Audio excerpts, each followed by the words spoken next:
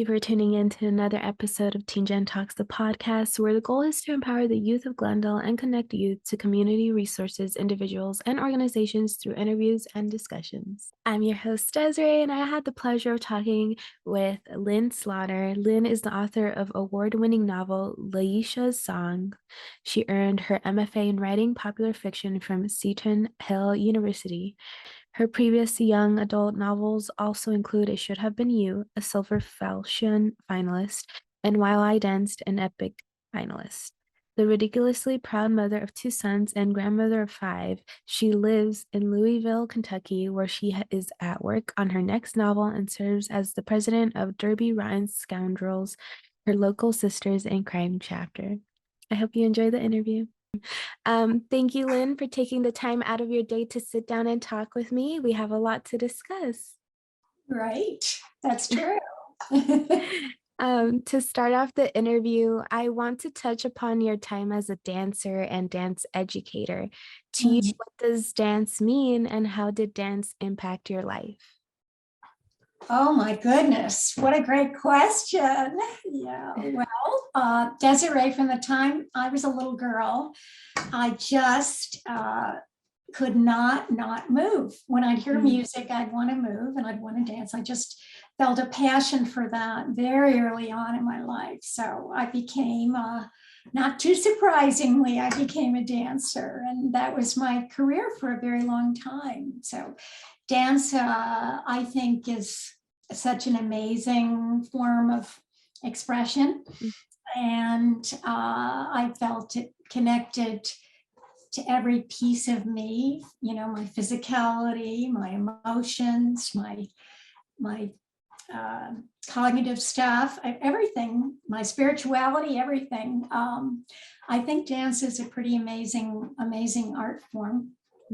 And when I got too injured and too old to dance anymore, I felt very lucky to find another very rewarding career in writing. So, yeah. Was that difficult to transition from going to dance to writing? A little bit, yes and no. I should back up and say that when I was still dancing and I was teaching a dance at a performing arts high school, and teenagers were just always my favorite age group to work with. So I began freelancing, writing magazine articles for regional parenting magazines about the challenges of adolescence and parenting teens. So I got pretty deeply into the research and interviewing not only teenagers, but parenting experts and psychologists, etc. So when I stopped dancing, I was really grieving, you know, the sort of the loss of that identity. You know, I just kind of always thought of myself as a dancer, and I lived in that world for a long time. And I got this idea for a story about a young dancer who had all kinds of family and personal problems. And that story became my first novel, While I Danced. Well, I really didn't think I had the fiction gene. And initially I thought, you know, this is sort of a therapy project. I'm grieving over the loss of dance, so I can write about a dancer. But then the weirdest thing happened, Desiree. I got hooked on writing fiction. So in my 60s, I went back to school, this little old lady, and earned my MFA in writing popular fiction from Seton Hill University. And then I just kept going. And I really got hooked. And I discovered something else where I could go into the zone, just like I used to be able to in dance, and kind of lose all track of time and just be totally involved in something. So I felt very lucky to find something else that really engaged me the way dance did. And you touched upon this a little bit, you know, grieving the loss of an identity and then trying to invent a new dream in a way. Do you have any advice for somebody that's maybe struggling with that? I think you just have to be open to the fact that nothing in life is permanent, and to truly love things means that probably at some point you're going to lose them, and that includes people. Right. You know, that relationships, in fact, are not forever, because nobody gets out of here alive. Mhm. You know, Yeah. so at some point, I think all of us have to deal with loss and change.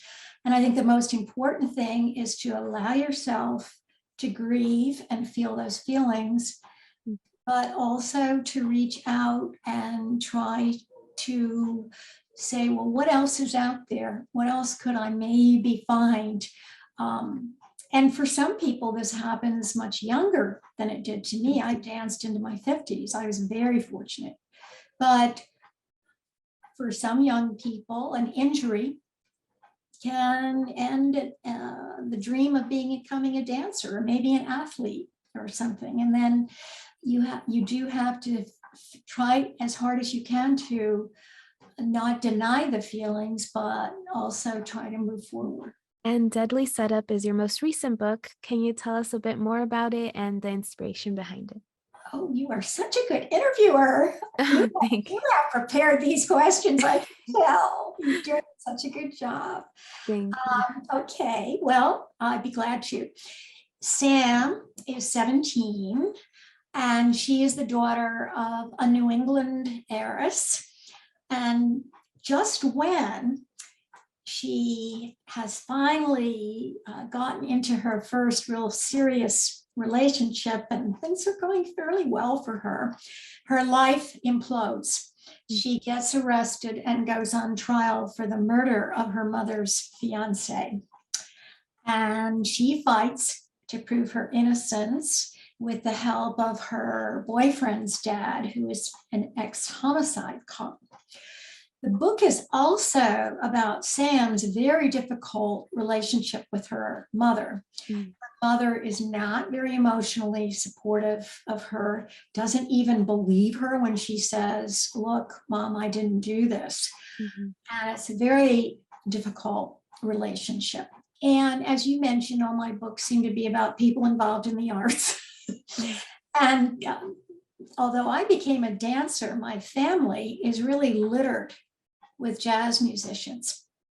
So I grew up listening to jazz and blues and standards from musicals, that kind of thing. And I love that music. So it was kind of fun for me to have a character who also was kind of into that. And her late father and grandfather sort of passed on their passion for this kind of old time music to her. So that was one of the inspirations for the book.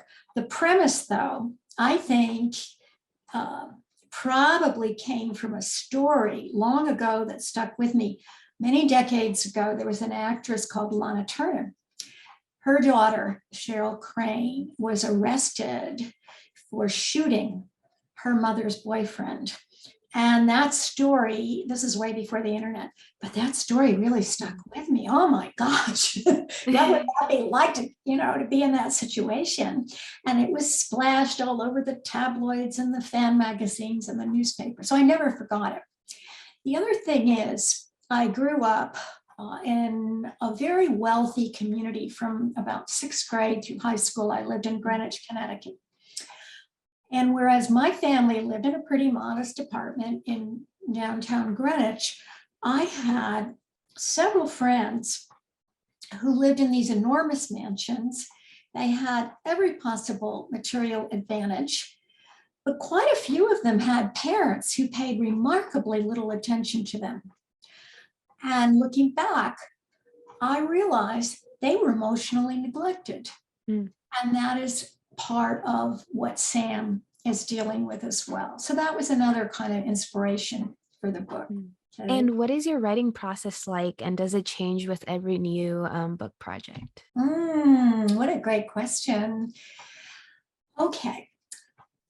I usually start out with some kind of a premise.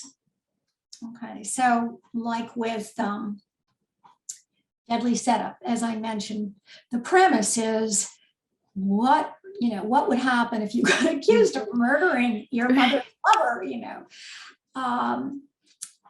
For another book I wrote, It Should Have Been You, the premise was actually inspired by one of my adult dance students who told me at one point that when she was in high school, her twin was murdered.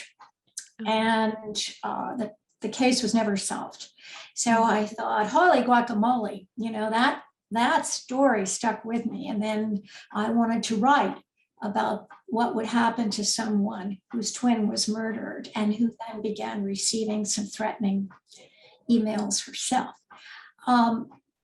But Desiree, after I get a premise, I don't start plotting immediately. The first thing that I do is I really work on developing my characters, especially their backstories, what experiences they've had that have shaped who they are and what their conflicts and what their issues are. And I find that if I do that before I start plotting, that I get all kinds of ideas about how these characters will intersect and conflict with one another and what plot complications might come out of their personalities. And I owe that insight to a wonderful writer, Elizabeth George. She's written a couple of craft books. One's called Right Away, and another one I think is called Mastering the Process. And she recommends that you really work on character development before you plot. And that I have tried to do pretty consistently with each novel I've written. And for Deadly Setup, then, was there, a hard part to write? Like, what was the hardest part to write during the writing process? And I guess maybe the easiest too. Great question. Well, Deadly Setup is the first book in which I've actually had a courtroom drama. So I really needed to do some research on how a legal case would go, all the way from the arrest to, meetings with your lawyers to courtroom, what would happen inside a courtroom. And I was very fortunate because I reached out to some attorneys who were willing to help me and review the manuscript, make sure that I wasn't completely off the wall in what I was writing. So that was very helpful. And then I did a lot of research just, on the internet, reading about opening statements that defense lawyers and prosecutors would make, and closing statements and things like that to help me bring some authenticity to it. That was a hard part for me, but it was also fun because I always wanted to try to do that. And I've always liked courtroom dramas. Right. Legal And you drama. learned something new too, I bet. Yes, I know. It really is, as much as we talk about how great it is to write about worlds we know, it's also great to explore worlds that we don't know much about, and to, immerse ourselves in these whole other worlds. So that part is fun. And when it comes to the publishing process, what has that journey been like for you to become a published author? Oh my goodness. It's been really, really up and down. I have mostly published with small presses, which have not required me to have an agent. And that has been an up and down experience in the sense that I think that publishing is a business and rejection is inevitable, and you are going to get rejected. And then hopefully you find those publishers or publisher who just thinks your work is good and they want to bring it out there. I had kind of a difficult experience with Leisha's song, which was my third novel. At that point, I did have an agent. Leisha's Song was about a young woman of color. And I am not. Although I have an African-American grandson I'm very close to, who's a teenager, and I have lived and worked in a community of color. However, my agent did not want to submit my book to any major publisher. It's quite controversial, and some people feel that if it's not your identity group, you have no business writing about that identity group. So we eventually amicably parted ways. And then I went back to querying small presses, and that's how I found Fire and Ice. And that's part of Mélange Books, and Mélange Books is about to put out the third novel I've done with them. So they've been very good to me. So that's kind of my publishing journey. And what do you hope people feel or, say whenever they pick up one of your books and read them? I hope it kind of tugs at their heartstrings a little bit. I hope that they identify with these characters. There's some humor in my books too. But there are some pretty serious subjects. And I hope that what they will take away is caring about these characters. And also a theme that I think has run through a lot of my books is that when you are in a situation where your family maybe can't truly accept or care about you in a positive way, that it's possible to create your own intentional family, to reach out and find people who will be your tribe if your family of origin maybe can't be. And Missed Q is the novel you are currently working on. Can you tell us a bit about it and how has that process been going for you? Okay, well, I'm about to get the final edits for that because that's coming out this summer. But it's actually my first novel for adults. And it happened sort of accidentally that I wrote this novel because I had a friend who's a writer who said, oh, Malice Domestic's doing this anthology called Murder Most Theatrical, and why don't we write short stories to submit for this anthology? Well, this anthology is kind of adult oriented. So I got this, I'm really not a short story writer ordinarily, but I got this idea about a ballerina who would fail to awaken in Act 3 of the final dress rehearsal of Romeo and Juliet. And she misses her cue to awaken because she's dead. So I wrote this short story about the investigation. Well, then I thought, I couldn't really explore the personal life of this detective who's sort of a hot mess in her personal life, even though she's a very good detective.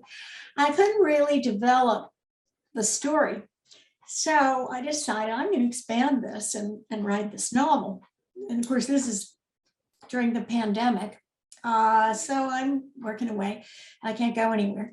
And that kind of turned into Miss Q, which ended up having a different murderer and a whole different, once I got deeply into the story, but it was kind of interesting to write a book for adults because that just has not been what I've done before.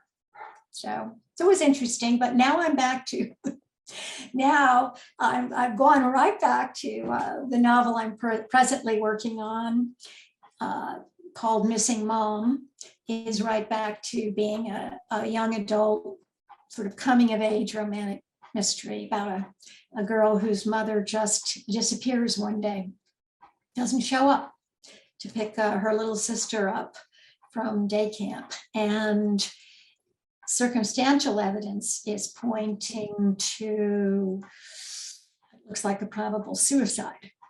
But They haven't recovered a body. She doesn't believe that her mother was suicidal, and she refuses to believe that. So she's determined to figure out what happened to her mother. That's the premise.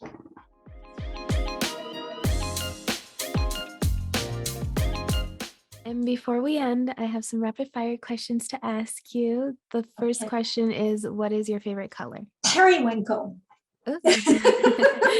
I love almost anything in the blue and purples and purplish blue and all that stuff. Yeah.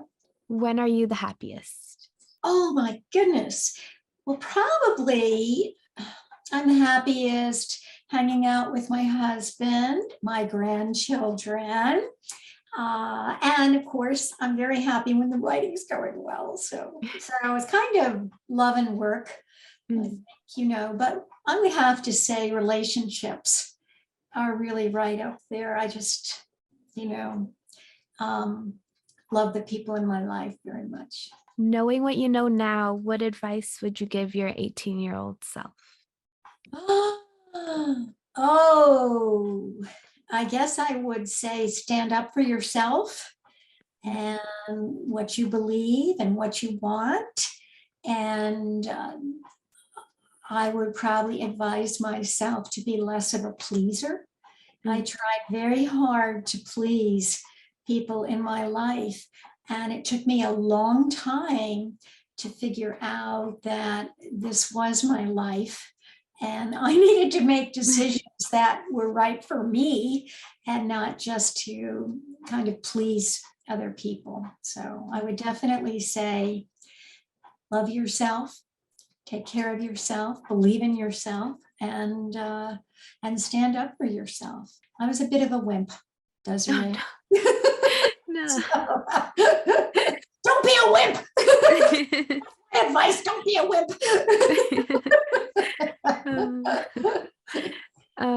If you could have 3 people, dead or alive, for dinner guests, who would they be?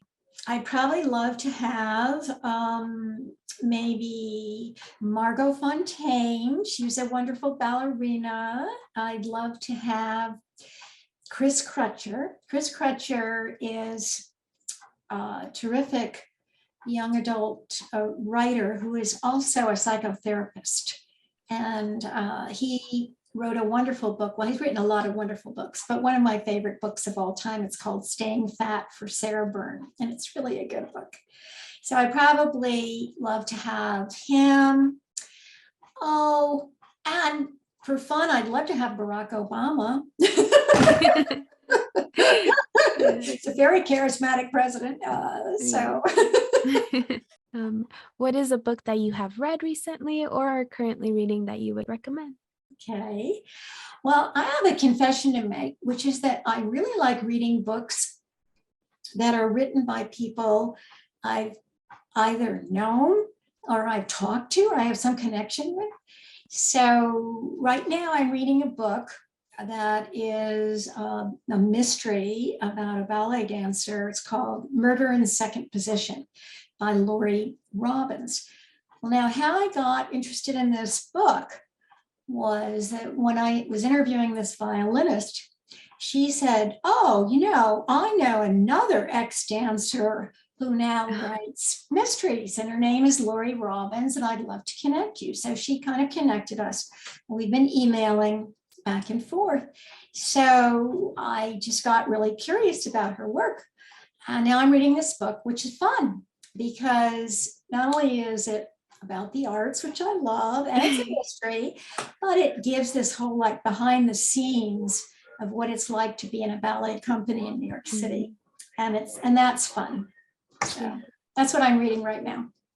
Awesome. Well, thank you so much, Lynn. We learned a lot about you. Thank you for taking your time out of your day to sit down and talk. Can you let everyone at home know about any upcoming projects and where they could connect with you?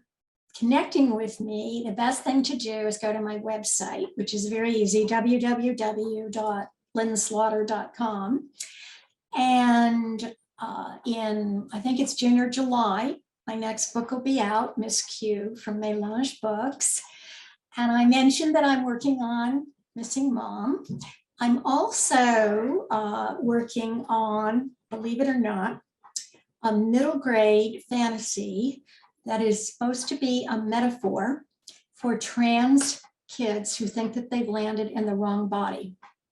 And what I mean by that is it's about Barney, a kid vampire who hates the taste of blood. He's convinced he's landed in the wrong body. And when a friendly witch gives him the opportunity to swap lives with a human boy who's also unhappy with his life and who would rather be a vampire, he grabs the chance.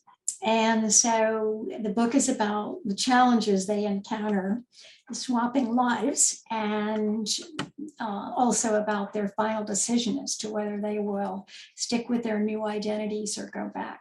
So that's a whole other very different thing than what I usually write, but it's just been fun. Awesome. Well, once again, thank you so much. It was a pleasure to get to know you. And yeah, thank you. You're a great interviewer. Now tell me, are you a writer?